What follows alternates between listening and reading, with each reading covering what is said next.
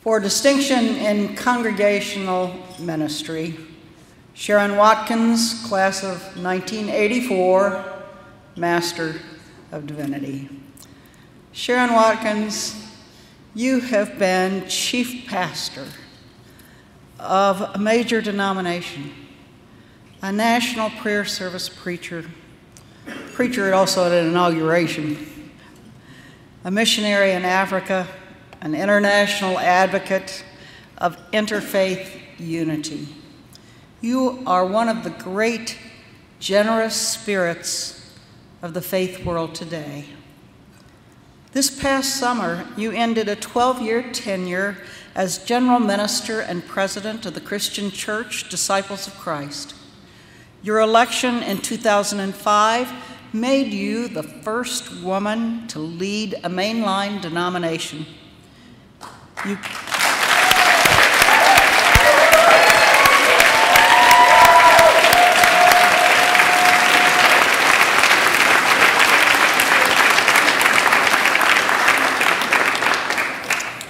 You've also served with the World Council of Churches and the National Council of Churches. Your book, Whole, A Call for Unity in Our Fragmented World, published by Chalice Press, brings news of Christian mercy and justice to a world very weary of conflict.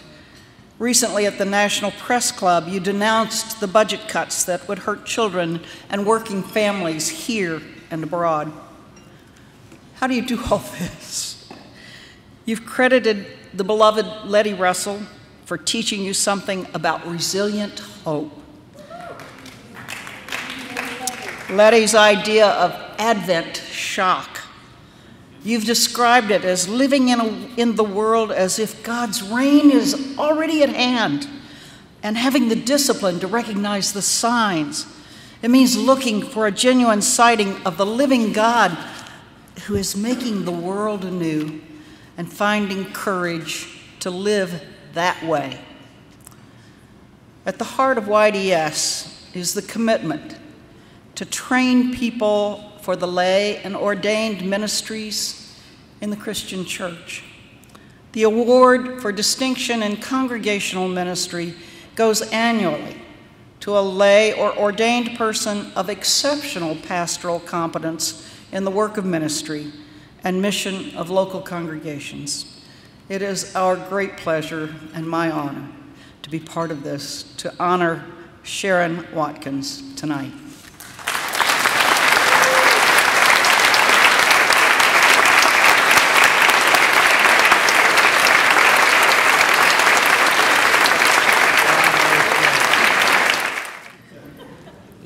Well, I want to say thank you. I want to say thank you to you, Dean Sterling, and to the Alumni Board, and to anybody else who had anything to do with making this happen. It's a huge honor, and I am grateful. You know, when I first came to YDS, I didn't think I was going into ministry. It's maybe a fairly common tale. The joint program with UConn and social work was what I had in mind. But after a fairly disastrous field placement in a nonprofit, and then the urging of my then fiance, Rick Lowry, YDS class of 82 and Yale PhD 87, who's now my husband of 36 years, at Rick's urging, I accepted a ministry call at Spring Glen Church. And I felt I had come home. I never looked back.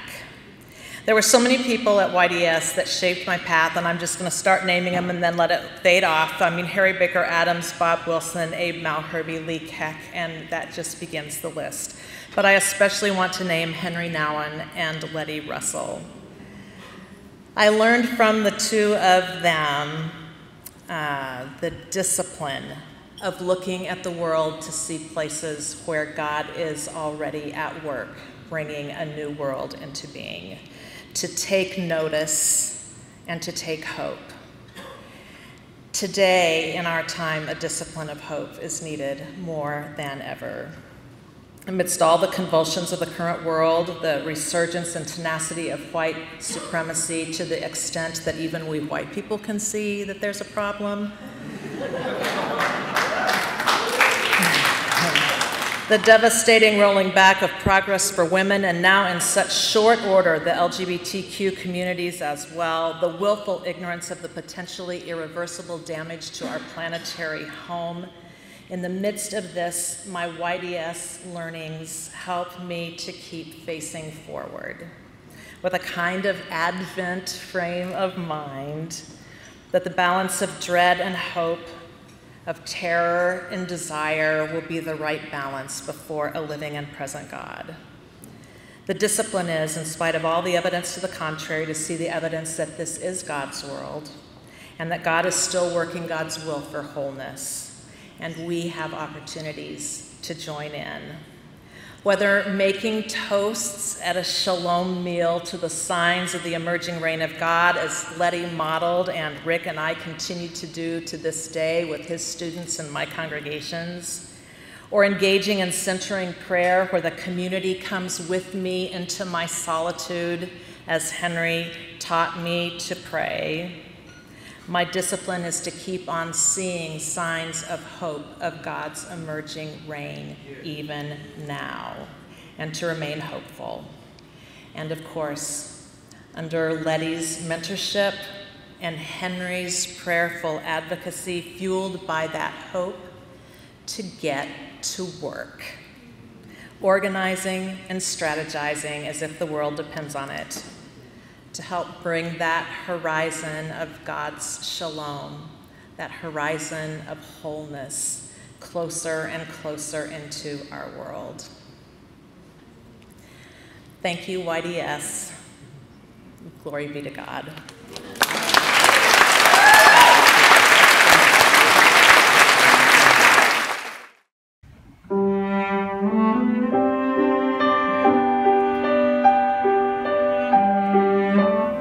In times such as these, we need you, the leaders of this nation, all of you. We need you to be guided by the counsel that Isaiah gave so long ago, to work for the common good, for the public happiness, the well-being of the nation and the world, knowing that our individual well-being depends on a world in which liberty and justice prevail. Leave us not in hatred's wake. Show us how to love. Show us how to love. Show us how. Show us how to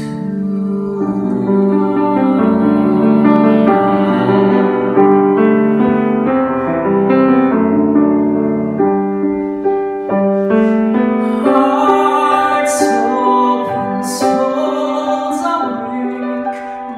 Again, it's been a privilege to serve. After 12 years, I still love my church. I still believe we are a church whose time has come. I'm proud to be part of this movement for wholeness and deeply humbled that we welcome all as God has welcomed us.